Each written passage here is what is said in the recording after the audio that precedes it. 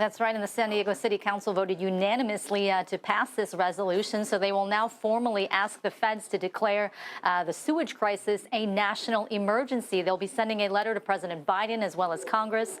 So here is some of what we heard during public comment.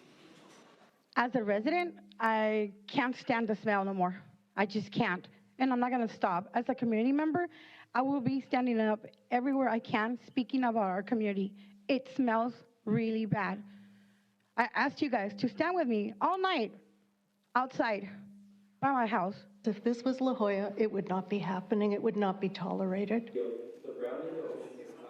And I want to show you a video played during the meeting showing all of the sewage in the ocean. All of that dark part you see is raw sewage flowing into the water. Now, council is demanding that the feds not only spend money on the infrastructure improvements that are needed for the wastewater treatment plant, but they also commit to maintaining it. Now, during a news conference before the meeting got started, we learned city crews will soon begin repairing a berm to Smuggler's Gulch, that is, to help prevent water contamination.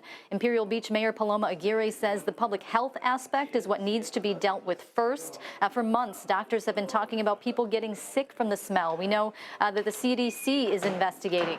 Mayor Aguirre says she suffered health issues of her own. She says she was recently in the ER for chest pains and shortness of breath. She says after decades of this mess, it's time for the feds to clean it up. This is exactly what happens in environmental injustice communities. People try to downplay it. People try to minimize it. They turn a blind eye to the data collection, or they don't collect enough data.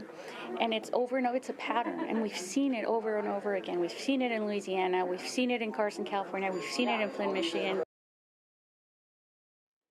And she says these specialized air filters are needed. They need to add more air sensors. The price tag on all that is around $5 to $10 million. But she says, you know, the federal government has the money. They spend it on a lot of aid overseas and other places. She says some of that money also needs to be spent here at home. Heather and Carlo.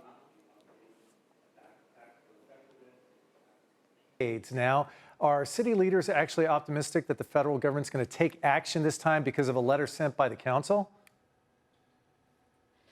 Yeah, I asked Paloma Aguirre that today, or Mayor Aguirre, I should say, and she basically said all of these little things start to add up. It builds momentum. It keeps putting pressure on the government. So will it make a huge difference, just this letter alone? Not really, but her hope is that President Biden will step in here in his final months of office. Yeah, this is a problem decades and decades in the making, and the folks who live there are absolutely fed up, and we will continue to cover this story. Kelly, we appreciate the latest from council chambers there at City Hall.